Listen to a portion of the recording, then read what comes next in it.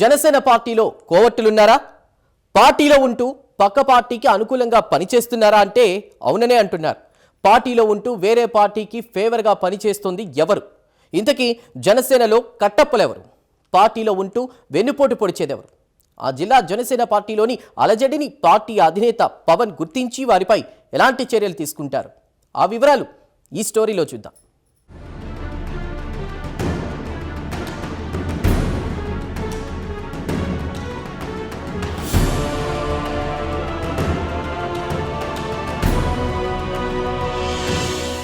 కూటమి ప్రభుత్వం అధికారంలోకి వస్తే తమకు మరింత ప్రాధాన్యత ఉంటుందని భావించారు జన సైనికులు. అనుకున్నట్లే కూటమి ప్రభుత్వం కొలువు తీరింది. ఇక తమ కష్టాలు తీరిపోతాయని అనుకున్నారు. అలాగే గత ప్రభుత్వంలో ఎదుర్కొన్న అవమానాలు, అపనిందలు ఉండవని భావించారు. అయితే అనుకున్నదొకటి, అయినది ఒకటి. కేసులైతే నమోదు కావడం లేదు. కానీ ప్రాధాన్యత లేకుండా పోయిందట. తమను పాకిస్తాన్లో ఇండియన్స్ మాదిరి చూస్తున్నారని ఆవేదన వ్యక్తం చేస్తున్నారా జన సైనికులు.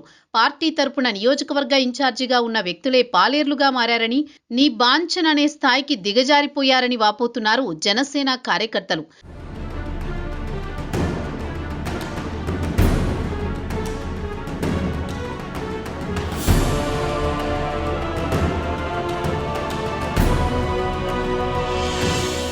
అయితే గత వైసీపీ పాలనలో టీడీపీ, జనసేన ముఖ్య నాయకులతో పాటు ఇరు పార్టీల కార్యకర్తలు కూడా ఇబ్బంది పడ్డారు. అక్రమ కేసులు ఫేస్ చేశారు. దాడులకు బలయ్యారు. కొన్ని ప్రాంతాల్లో అయితే ఉన్న ఊరుని ఖాళీ చేసి ప్రవాస జీవితం గడిపారు.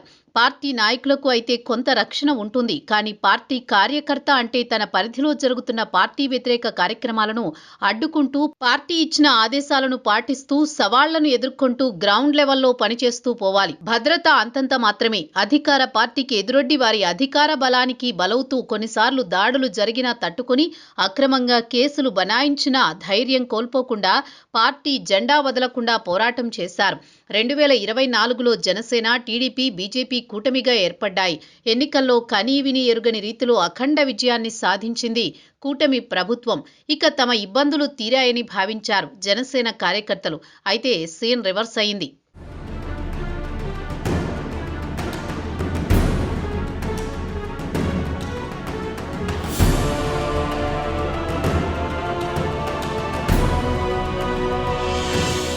ఇకపోతే ఉమ్మడి గుంటూరు జిల్లాలో ఉన్న అన్ని నియోజకవర్గాల్లో వైసీపీని క్లీన్ స్వీప్ చేసింది కూటమి.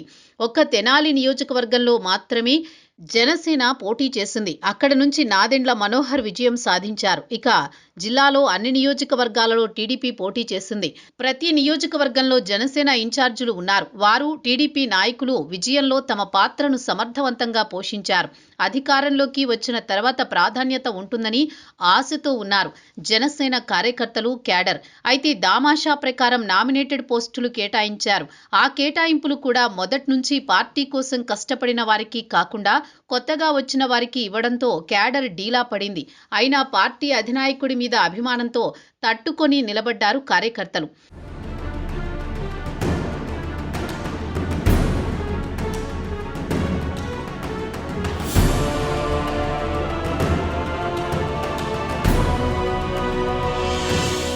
అయితే కొన్ని ప్రాంతాల్లో నియోజకవర్గ ఇన్ఛార్జీలుగా ఉన్నవారు పార్టీని నిర్వీర్యం చేస్తున్నారని క్యాడర్ ఆరోపిస్తోంది. బలంగా పార్టీ ఆవిర్భావం నుంచి ఉన్న క్యాడర్ను పక్కనబెట్టి అనామకులకు పదవులు ఇవ్వడం తీవ్ర నిరాశ కలిగిస్తోందట. టీడీపీ కార్యకర్తలకు, జనసేన కార్యకర్తలకు మధ్య వివాదాలు వస్తే జనసేన ఇన్ఛార్జీలు పార్టీ వారికి అండగా ఉండి టీడీపీ నాయకులతో మాట్లాడి వివాదాన్ని పరిష్కరించవలసింది పోయి టీడీపీ వారికి వత్తాసు పలకడం జన సైనికులు జీర్ణించుకోలేకపోతున్నారు. ఈ విషయాన్ని అధిష్టానానికి తెలిపి త్వరలో పరిష్కరిస్తామంటున్నారే కానీ సీరియస్గా తీసుకోవడం లేదని వాపోతున్నారు క్యాడర్.